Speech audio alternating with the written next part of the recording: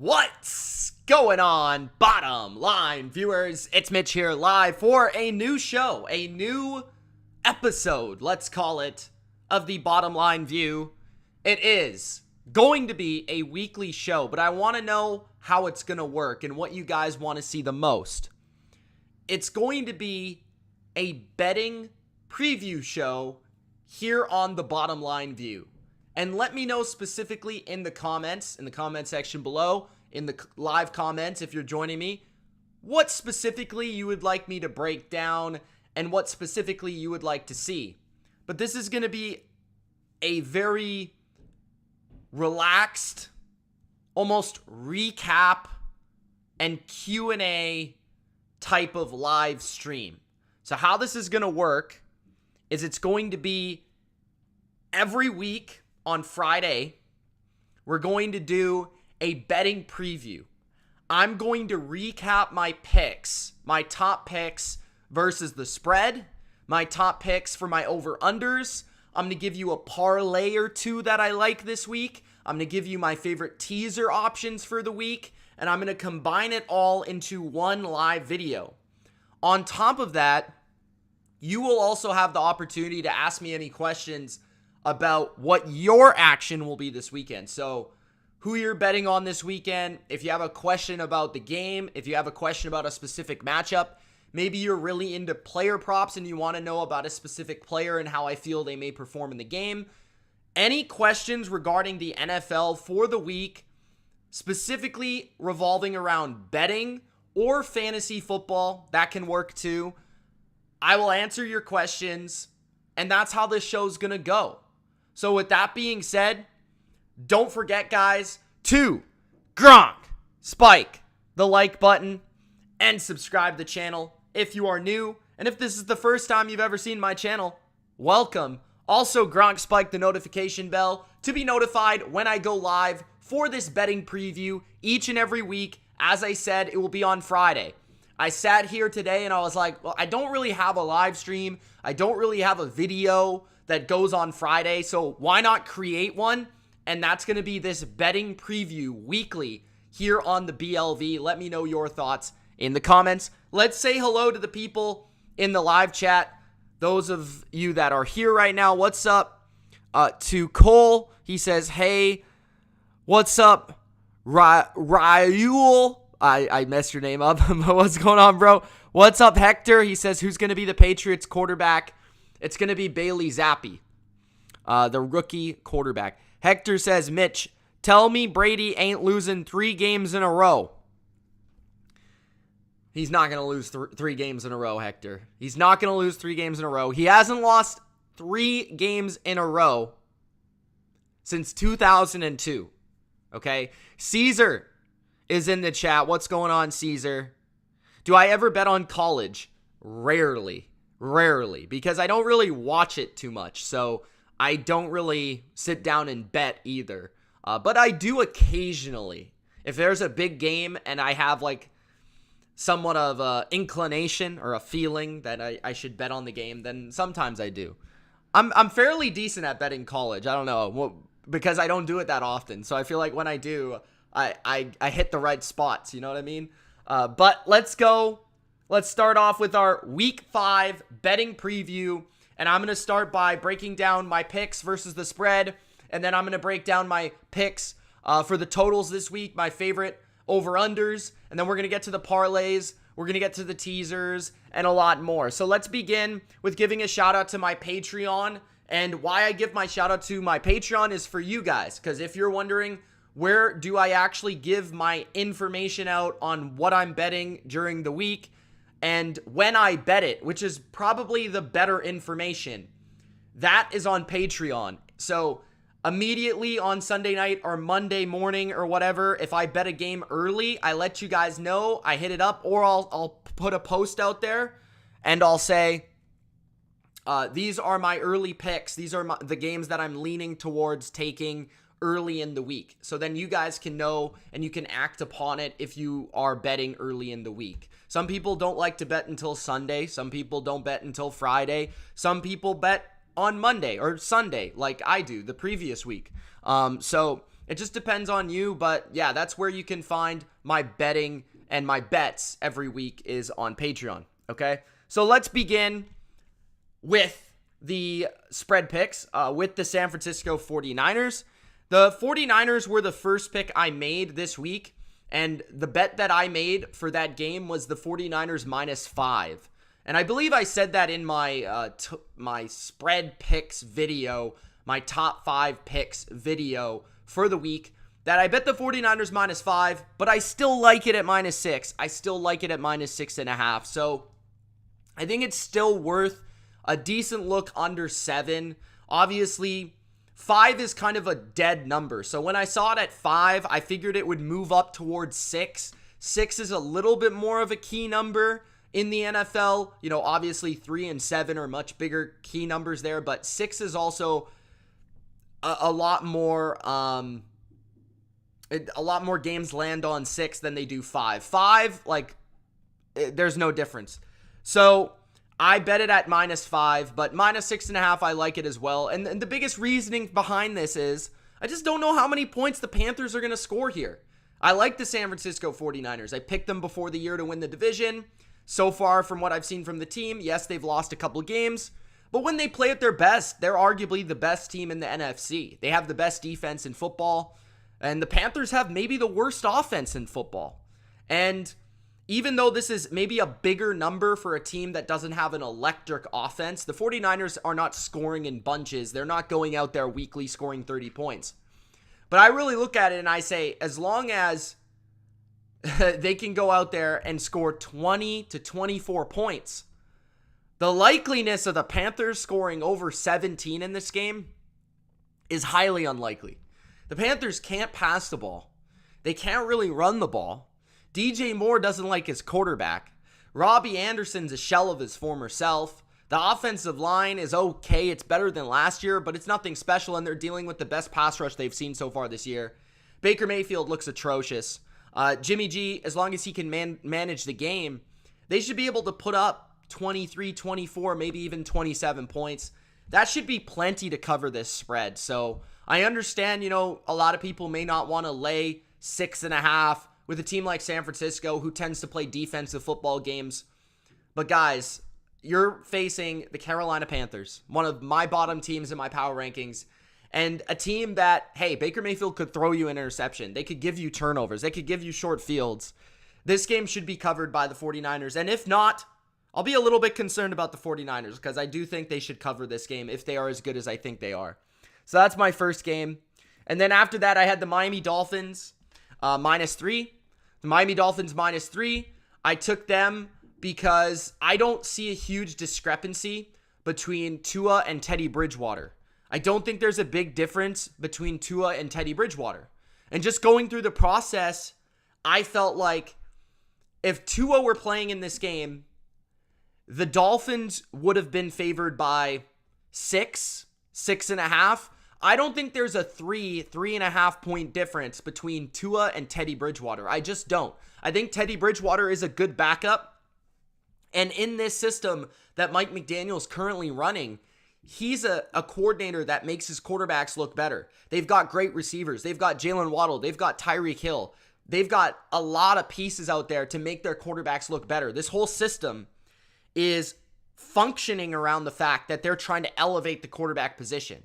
So to me, the quarterback isn't the main, part of the recipe for the Miami offense. On the other side, I think Miami's defense is a bit underrated. I think they are a pretty aggressive defense. They like to send pressure. They like to blitz you. I think that can cause some issues for Zach Wilson in this game. Potential turnover, some big sacks versus a bad offensive line. The Jets have lost many players this year.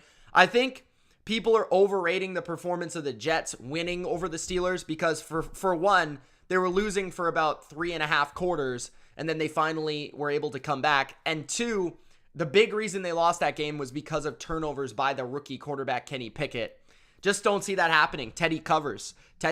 He covers regularly, and this is a different level of team. The Dolphins are legit. They should be favored by more than 3. They're a playoff team. The Steelers are a rebuilding team. There's a difference in levels here. So to me, that the line just doesn't really make a lot of sense. Yes, it's in New York. Yes, it's a divisional game. But the other point I'll give you is that Mike McDaniel, as a coach, he knows Robert Saleh.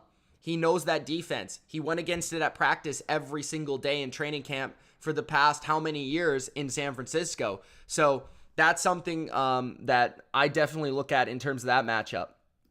And then we've got the Dallas Cowboys +5 versus the LA Rams. Apologize, by the way, for during the spreads video, I had it as -5. That was just an error by me. But I have the +5 for the Dallas Cowboys. And I've heard recently that, by the way, the line has gone up. I'll update you with the lines and where they stand for all of these picks after. But I look at the Dallas Cowboys right now, and this is more of a fade of the Los Angeles Rams. But also I am buying in on the Dallas defense a bit, right? I do buy the hype in the Dallas defense. I do buy the hype of Micah Parsons. I do buy the hype of what they're doing defensively. I think Dan Quinn is an incredibly smart coordinator. He's not going to make life easy on you from an offensive standpoint. He's not just going to let Cooper Kupp catch the ball 10 times. He's going to have to earn it. They're going to double team him. They're going to make it life difficult there. And Stafford's going to have to find his other options. Secondly, I look at the Rams. I just don't think they're very good. I'm kind of fading the Rams here. A lot of people are backing the Rams this week because they're the Super Bowl champs, because of what they did last year, because of Sean McVay or Matthew Stafford. Well, they have legitimate holes on their roster right now. Their offensive line is extremely beat up. They're missing many pieces there. They're down to their third center right now. They don't have a great receiving core. Past Cooper Kupp, they're very weak. Allen Robinson is a shell of himself. You know, They're running backs they don't trust. I mean, even if they want to go towards a run-heavy approach, their run game has been less than stellar this year, and they don't trust it very well. The defense, there's injuries at safety. There's, just some good players, Aaron Donald, Jalen Ramsey. There's some guys that stand out, but their pass rush isn't really creating a ton of pressure. And I just feel like the Rams are an overrated team. I mean, it's really as simple as that. And even with the backup quarterback, even with this backup quarterback in Cooper Rush being studied the last couple of weeks, people, maybe understanding his tendencies now after a couple of weeks. I get all that stuff, but he's going to have time. He's going to be able to go through his reads. They've managed him really well. He's not turning the football over right now. They're running it. They're staying balanced. I think that approach should help them, and their offensive line continues to get better. I think the Cowboys are just as talented, if not more talented than the Rams. They're getting almost 6 points. They might be getting 6 points at your book. So to me, I'm fading the noise when it comes to, it's the Rams. They won the Super Bowl. The Super Bowl champs won't lose to a backup. I don't care if they're the Super Bowl champs. I don't care if they went 4-13 last year. The way they look right now, the Rams do not look like a playoff team, and the Cowboys look like the better team. So I'm taking Dallas there, plus the points. Tennessee Titans, -2.5. You can also find this one at a better price, probably -1.5. This is, again, not necessarily a bet on the Titans, but a fade of the team they're playing, Washington. I mean, Washington feels like a mess. They have right now, in my opinion, the worst coaching staff there is in football. Ron Rivera has been a disaster this year. They've got behind-the-scenes stuff going on with their owner. They've got Jack Del Rio, who's absolutely out to lunch defensively. They don't do anything well. Their offensive line's missing 4 starters. So I just look at the mismatch, the coaching mismatch of the week. It might be, other than Shanahan and Rule, it might be Vrabel and Ron Rivera right now. I think Carson Wentz isn't playing well. I mean, tell me one thing Washington is doing well. They can't stop anybody. So I think Tennessee is starting to get better. They're starting to figure out their identity. They're starting to figure out who they are. Washington, it's the reverse. They're going the opposite direction. So I'm willing to take the Titans here. It's not one of my strongest plays, but it is a play nonetheless. Jacksonville, -7.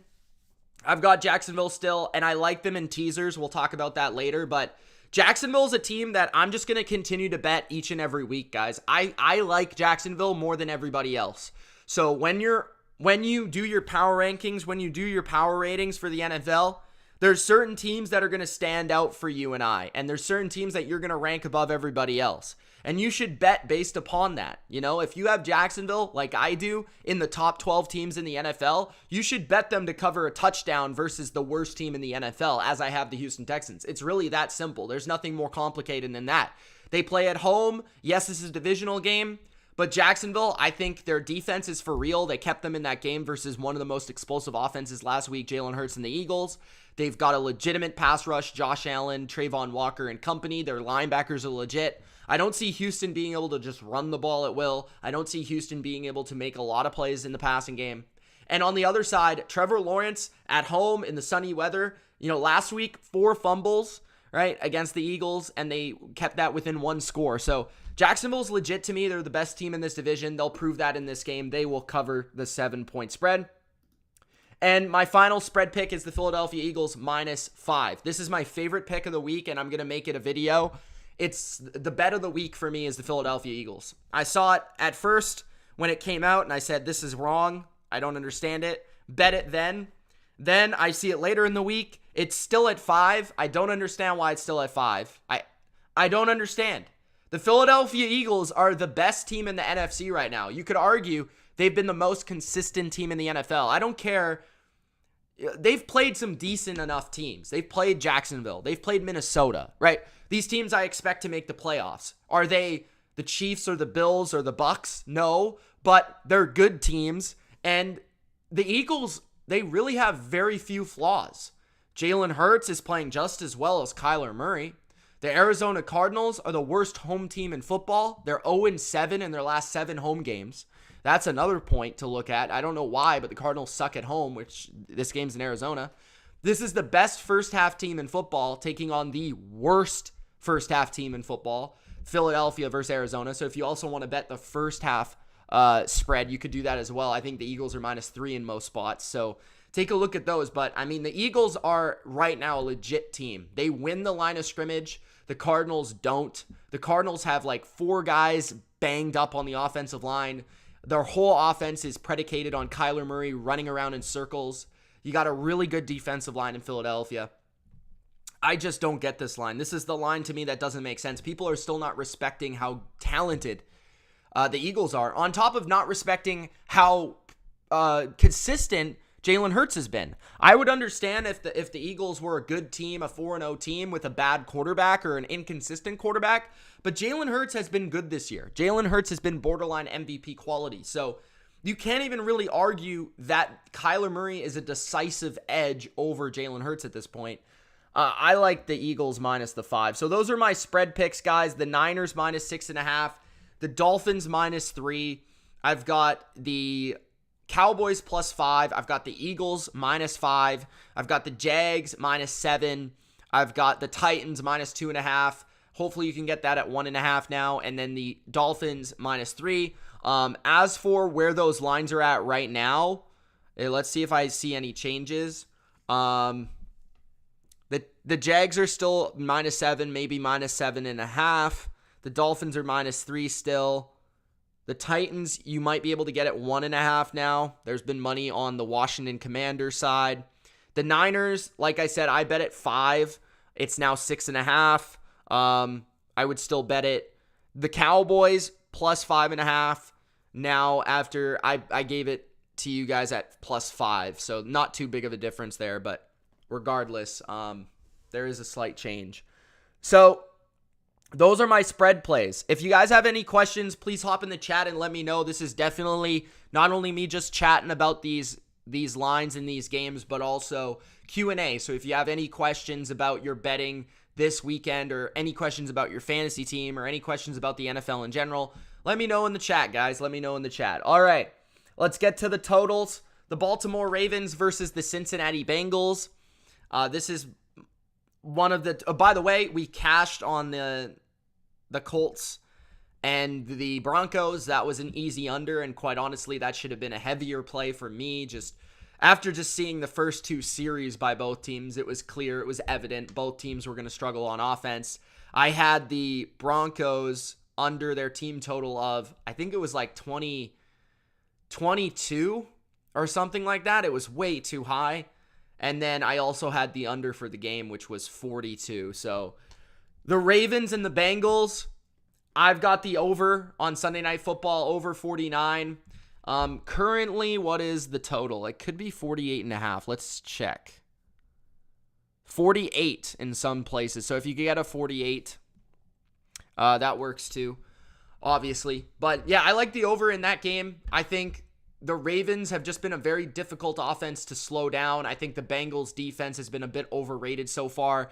You look at who they've played so far, and they haven't played dynamic offenses necessarily. The Dolphins were their stiffest test, but they lost their quarterback early in the game. That kind of ruined the momentum. They played the Steelers. They played the Jets. They played the Cowboys. So not a lot of great offenses. The Ravens, the game that I would really point to and say, wow, that shocked me with how well they moved the football, was the Patriots game. As a Patriots fan, I think the Patriots defense is pretty legit. And the Ravens did struggle in moments, but they still put up 36 points. It's just the way that they can play, the way that they can explode for points. It's challenging to defend. Lamar is playing fantastic football, the best football of his career. Mark Andrews is a monster. Their offensive line's getting better. Their running backs are getting healthier. They're able to run the ball better now. So I would look for them to score high 20s, low 30s, really. Cincinnati, I think they might come out slow a little bit out of the gates, but this is a team that can score in bunches with their receiver play, and they proved last year, 41 in both games, they could put up points against the Ravens. They know how to score against the Ravens, and they feel like they have decisive edges at wide receiver versus the corners of the Ravens. On top of that, the Ravens don't have a very good pass rush, so they have to send a lot of blitzes at Burrow to get pressure. So that means that Burrow, who's pretty good against the blitz, will probably have some opportunities to hit some big plays down the field. So I could see the Ravens jumping out to a lead and the Bengals fighting their way back through throwing the football, which in case I think would help you go over. But that's kind of the game flow I see for this one. Let me know again, guys, if you have any questions. The Browns and the Chargers over 48.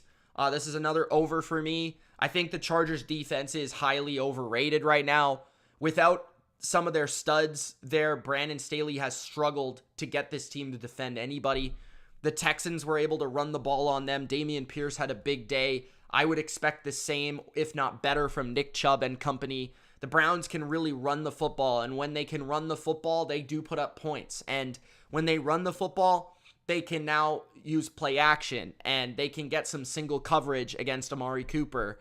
And I feel like Stefanski's a good coach. If you watch the game last year between these two teams, it was a big over. It was in LA, and Justin Herbert went off in that game against this same Browns defense.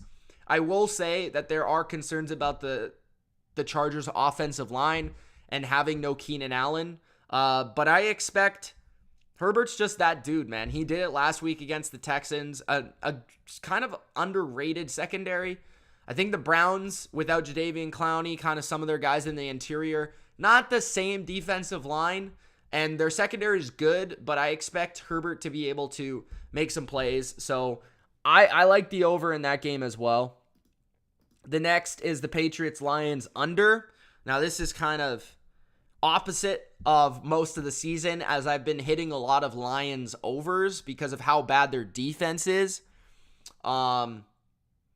Yeah, their defense is just really bad. I get it, but they are playing a backup, not even backup, third-string quarterback Bailey Zappi. And when we look at both teams are run first. Like, both teams are going to want to milk the clock. Both teams are going to want to run the rock. And I think that's where the most success will come for Detroit with Jamal Williams on the ground, because I don't think Jared Goff's going to have a ton of success throwing the ball against New England's pass defense, which is pretty strong. New England has struggled more so to defend the run, so I expect Jamal Williams and the Lions to run the ball, which slows the game down, right? It actually speeds the game up, I should say, moves the clock. But I don't see, without St. Brown or potentially St. Brown being beat up, no DJ Chark in the game already ruled out. There's just some missing weapons for the Lions offense versus a pretty good defense. It's also outdoors where they haven't played so far this year. Jared Goff has struggled outdoors throughout his career.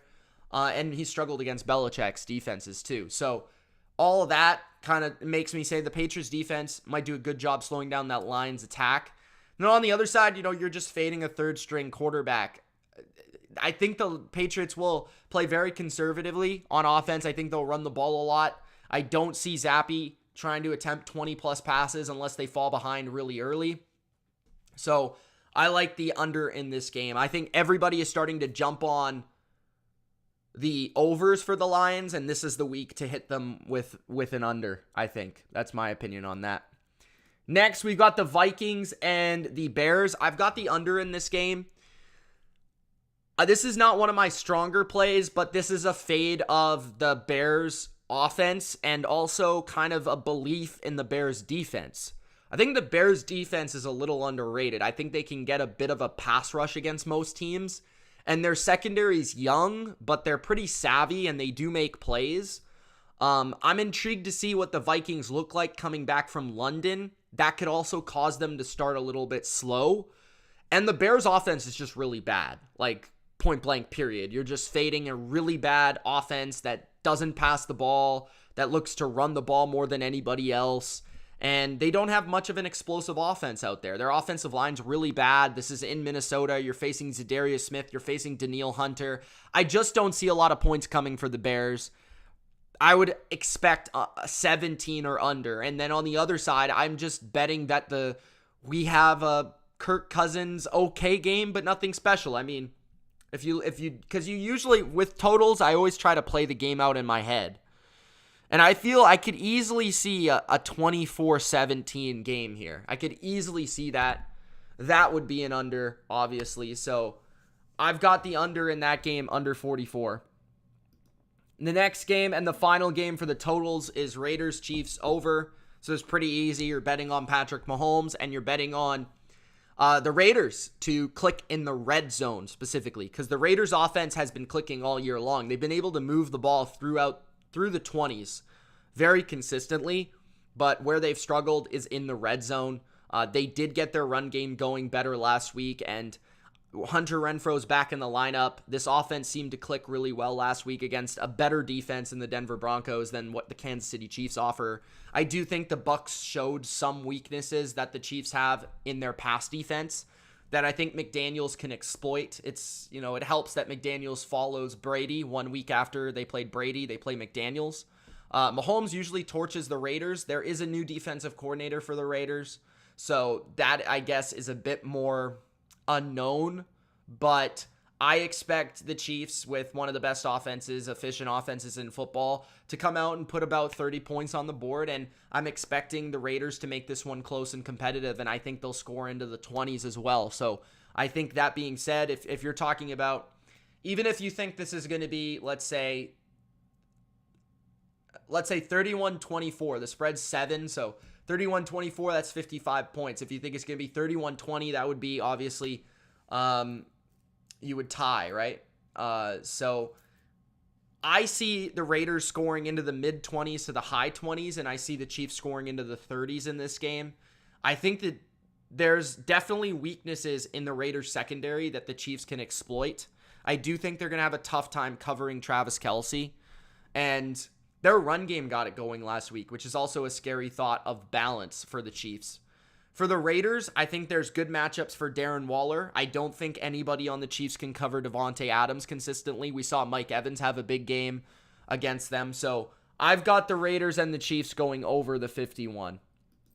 So those are my plays for the over-unders and the spreads. Again, going over to recap my over-under plays. Denver, Indy, under 42. Baltimore, Cincy, over 49. We've got Cleveland, Los Angeles, under 48. New England, Detroit, under 46.5. Minnesota, Chicago, under 44. And the Raiders and the Chiefs, over 51. Okay, let's take a look at the chat real quick. What's up, Jamie? How you doing? What's up, Joe? You don't like the under in the Pats Lions because he thinks Detroit's defense is horrendous. Well, that's fair enough. I think the Patriots defense is going to come to play, and I'm not sure about Zappe, so I'm willing to take the under there in what feels like a bit of an inflated line because of what you said. The Lions defense is so bad. Okay, so let's go to some parlays and some teasers. So let's begin with our teasers this week. So some options that I like on the board this week. We've got the Packers -2, the Vikings -1.5, the Jags -1, the Browns +8.5, the 49ers -0.5 point, and the Chiefs -1. Yes, this is live. So ask your questions, ask away. But these are the teasers, the teaser options, I should say, that I like. In London, the Packers, usually you take the favorite there. In London, they usually do a good job of covering the spread, but I like it even more at -2. There's a lot of injuries for the Giants at receiving core, and I just don't know if their defense will be good enough to slow them down consistently. I do like the Vikings to win at home. They're a very good home team, and they're playing arguably the worst offense in football in the Bears. So I do like them. Instead of taking them -7 or the 7.5, I'd prefer teasing them. So I wouldn't say put all of these teams in a teaser together. I mean, if you want, you can, I guess. But I'd maybe look to do like a 2-team teaser. My favorite recommendation would be the Jags and the Niners probably, but I also like the Jags and the Vikings as well. I really like the Jags to win. Obviously, you got to worry about the back door a little bit in the divisional game. The Browns +8.5, I think that they're like the underdog this week that could win the game outright. So whenever I think that, I think they're a solid teaser. They're getting 2.5 right now, but if you can tease that up to over one possession, 8.5, that's also nice. The 49ers should easily beat the Panthers, and then the Chiefs should beat the Raiders, but that's kind of like my least confident pick out of all those teaser legs. But it's up to you guys on what you want to do there in terms of the different approaches. I would maybe look to do like one with 2 teams and then maybe one with 4 or something like that. But up to you guys on what you want to do, but those are my recommendations. Let me know if you have any questions about that. Next, we've got the Mitch Moneymaker Parlay. This is just a fun parlay that I throw together for you guys on YouTube. This one I kind of like because I like a lot of the favorites on the money line, and I think there's kind of some short favorites that I like quite a bit to win their games, including the Patriots and the Ravens, that are three-point favorites, I would say, in both games that I like both to win the game. It gets a little dicey when you're talking about covering 3.5 or 3, but I think they're going to win the game, both teams. I'm probably going to end up laying the 3 with the Ravens on Sunday night. If it's at 3, if it's at 3.5, I'll just take the money line. The Patriots, I've already bet their money line. The Eagles are my favorite spread play of the week, so I threw them in there. And then I'm very confident the Packers, Bucks, and Niners will win. And in that 16 parlay, you could 10 times your money. So that would mean $10, bet it, you win 100, bet 100, win 1,000. So that's the Moneymaker Parlay for week number 5. And we've got to talk about Underdog Fantasy. This is an Underdog Fantasy pick'em parlay that I did. Link is in the description, guys, to check out Underdog Fantasy, my favorite place to play fantasy football throughout the season and to play player props as well. As you guys can see, use the code BLV. They will double your first deposit up to $100, okay? So deposit match up to $100. That means you deposit $100, you get $100 for free. Pretty awesome, right? So use the code BLV. If you haven't already, Underdog's absolutely awesome. As you guys can see, I got the hat in the background right behind me. See it right there? Yeah. They sent me that hat. So we got the Pick'em Parlay. These are some nice plays that I like, even if you want to play them individually as player props. There's some good ones right here. So I've got Chase Edmonds under the 7.5 rushing attempts. Over the last few weeks, he hasn't ran the ball over 6 times in any of the games. So I just thought that was kind of, pretty easy. The only worry I'd have about that was, okay, Raheem Mostert maybe gets hurt, or Teddy Bridgewater, maybe because they have the backup, they run it more with Edmonds. But I just think Mostert's getting most of the carries at this point. Edmonds has kind of become their third down back and their red zone back. Antonio Gibson, I've got under on his reception total, which I think he just doesn't catch a lot of passes, period. Usually it's McKissick who catches passes. Gibson has not been catching a lot of passes this year. A.J. Dillon, I've got lower his attempts. I think that obviously they split with Aaron Jones, and he hasn't been able to hit that number this year very often. Richie James, I've got over on his receptions. He's expected to be the number one receiver for the Giants this week in the slot for that offense. Brian Daboll heavily features him. When Richie James has been able to play, he has gone over that 3 receptions. And then lower, 4 receptions for Darnell Mooney. I don't think he's hit that yet this year. Maybe last week he got 4 exactly, but every other game he's been under that total. So that's my pick'em parlay for Underdog Fantasy this week. Some of my favorite picks there. And I'm also going to show you guys some player props on Underdog Fantasy, and we can just use Underdog Fantasy as our player prop tool. And if you guys have any questions about some of those plays, I will say my favorite play for player prop in terms of anytime touchdown this week, I know people always ask me that. My favorite anytime touchdown this week is Damian Harris. I believe you can get that at 2 times, so check that out. Damian Harris is my favorite anytime touchdown, playing the Detroit Lions. The Giants and Packers game, I thought about going with Saquon. Obviously, Saquon's a beast right now, so it's hard to go against him at this point. I do like Saquon, but they are starting to inflate his totals a lot. So, but I would look to his rushing totals if you are going to bet on Saquon this week in London. Obviously, big kind of primetime spotlight for a superstar there. He's going to want to have a big game. But I think 82.5 rushing yards. The Packers are like the worst team against the run this year from an efficiency standpoint. So Saquon might not be a bad bet in terms of his rushing yards total.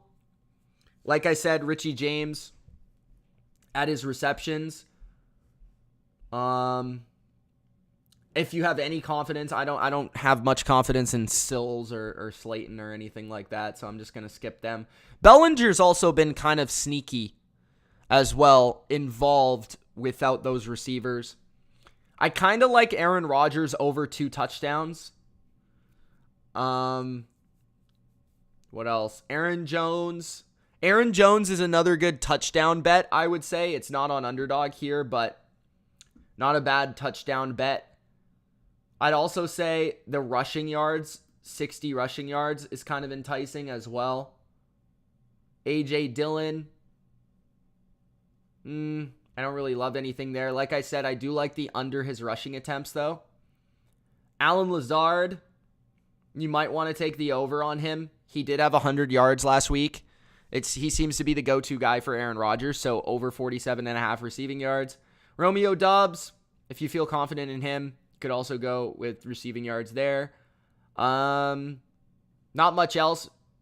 Christian Watson, maybe under the receptions, 1.5. I feel like he might get 1 catch in this game, but they've kind of... I think he's like the 4th or 5th receiver for them right now. He's kind of just a gadget player, unfortunately, right now. Interceptions, Justin Herbert, 2 touchdowns, 3.5 rushing yards. I don't really see anything great there, to be honest with you. Eckler, nothing there either for me. Mike Williams, I'd probably lean towards, there's no Keenan Allen though, so that's really tough to say. Gerald Everett, maybe the over on Gerald Everett. Jacoby Brissett, I would say nothing for me there. Nick Chubb, if I were to bet anything on Nick Chubb, I'd probably go with the over for the rushing yards, just because I feel like he will have 100 yards in that game against the Chargers. At least he should. Kareem Hunt fantasy points also isn't a bad bet, too, to go to 10 over 9 fantasy points. Amari Cooper, nothing really. Donovan Peoples-Jones, you could go under the 2.5 receptions. He hasn't really been that involved recently. David Njoku, he's been doing well, man, but he does play Derwin James, so that's something to think about there. Nothing on David Bell for me. I don't know enough about him, to be honest. Chicago, Minnesota.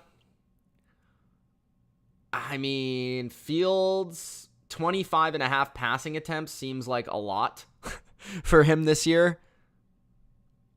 Darnell Mooney, like I said, I like the under on his receptions. Kmet under his receiving yards is another one. I could go through all of these, to be honest with you. Anything else stand out here?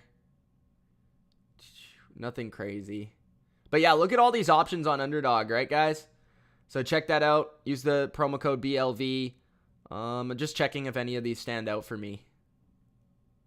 Links in the description. You can also download the app as well. I use the app all the time. Marcus Mariota, I was thinking about to throw an interception. That was interesting to me. Because he's thrown a lot of interceptions this year. Okay. Taking your questions now. If you guys have any questions or any comments, let me know. I'll stick around for a few minutes for your guys' questions. Do I like Cleveland plus 7.5?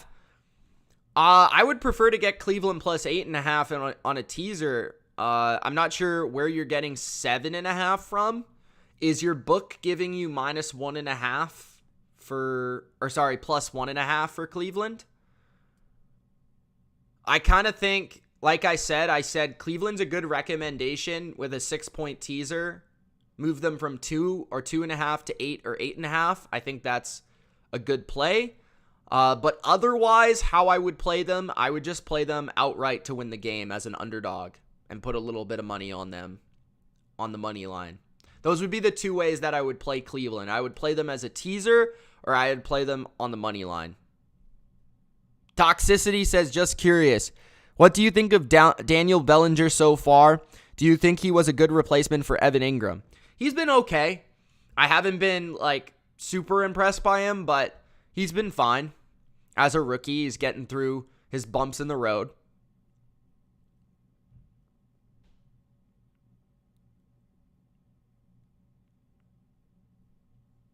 And thank you for the love, by the way, Toxicity. Appreciate it. Why did you pick the under for a game that already played Thursday? Oh, I just said that. But yeah, I did pick that yesterday on my over-unders before the game started. I just brought it up because it was on my document. Because I had it as a pick on my over-unders. A teaser, Green Bay -2 and Browns +8 or 49ers pick 'em. I like both of those. So whatever you feel better with. If you want to do all three, you could do all three there, Stefan. Green Bay, Cleveland, and 49ers. I like all of those, to be honest with you. But I think I feel the best about the Packers and the Niners. I think third on the list would be the Browns. But you are the person who asked me about the Browns, aren't you? Yeah. No, that's Joe. Never mind. Oh, no, that's you. Never mind.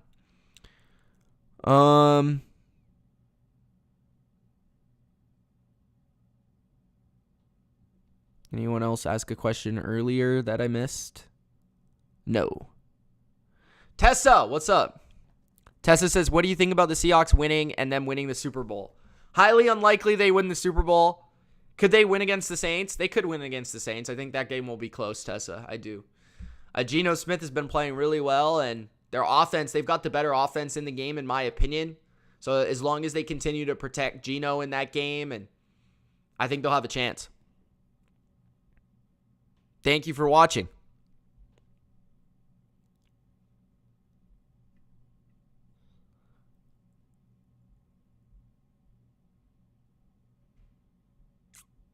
Okay. I think that's it. Nobody else is asking any questions. Tessa says Geno is dog water. Geno's been playing good, Tessa. Why are you so angry at him? What's going on? Stefan says, do you think Jimmy G is playing better this year? He's playing the same. I don't think he's playing that great, but he did enough to win against the Rams. I thought it was a good offensive game plan, and the defense played lights out. So Yeah, Jimmy didn't do too much. I thought he made some nice throws early in the game. Thanks, Joe. Appreciate that, man. So I'm going to be doing this show every week.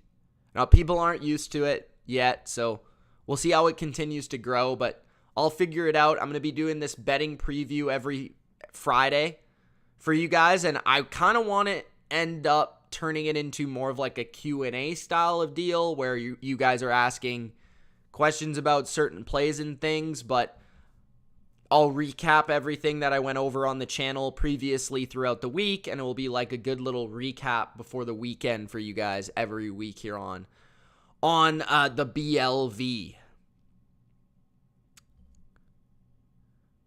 You're assuming that Mac Jones is going to be out against the Lions due to his injury, so how do you feel about the game? I do feel the Patriots will win the game, and I do feel like Mac Jones will play next week. I think he'll be out this week, which I think he was reported to be doubtful for the game. So Bailey Zappi is going to be the quarterback this week. I do think the Patriots will still win, though. I just can't see a Belichick team, man, dropping to 1-4. I just can't, especially against that defense in Detroit. I think this is a very good schedule spot for them. They play a beat-up Detroit team, a quarterback they're familiar with, Jared Goff, a defense that's playing pretty bad, so they can control the football on offense, and I think they can play stellar defense and win the game. Tessa says the Patriots will never win a Super Bowl. Tessa, they've won 6, so I don't know how they're never going to win a Super Bowl. Come on. Singh says that the Lions are going to lose. Thank you guys for watching. 31 people in the chat. Appreciate you. Thank you for watching. Gronk, spike the like button if you enjoyed.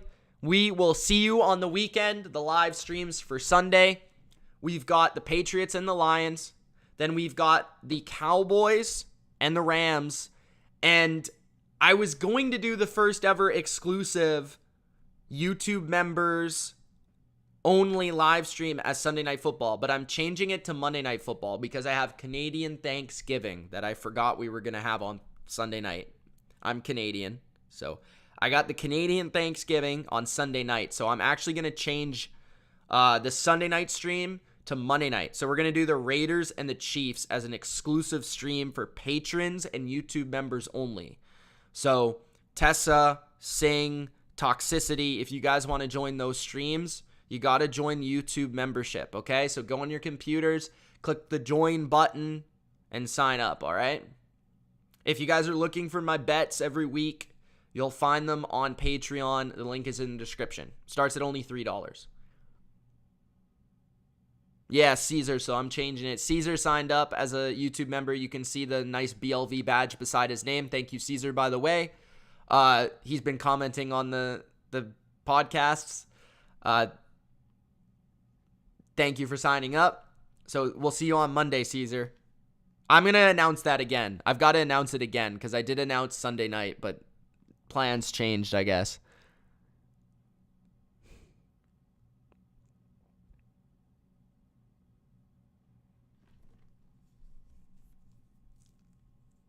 I would appreciate that, Toxicity.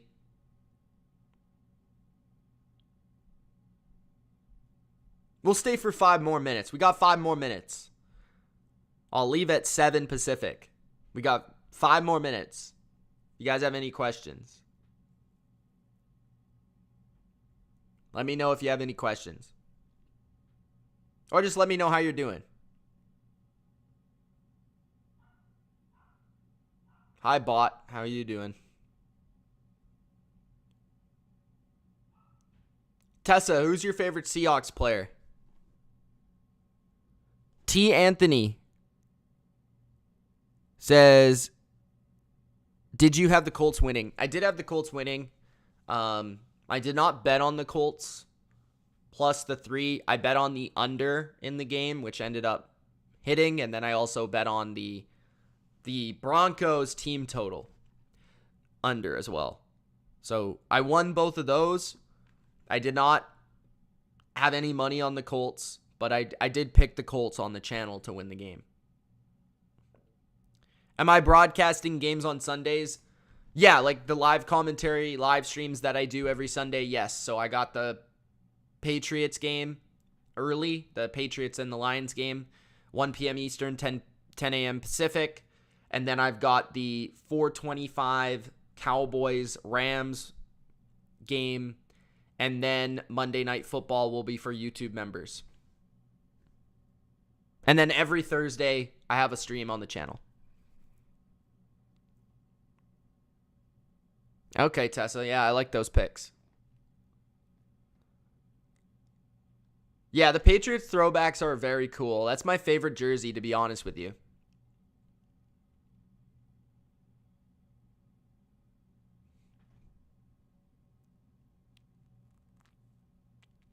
I love the red jerseys. You think the Steelers will win or keep it close?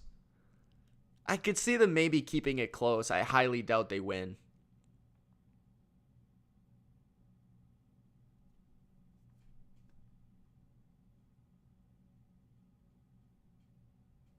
Okay. Okay, Joe, sounds good, man. The Bengals all white did look very cool. Okay, guys, thank you for watching. Thank you for listening. Thank you for tuning in. Gronk, spike the like button. Subscribe if you haven't already. And let's make this a weekly thing. We will see you soon. See you Sunday. Peace.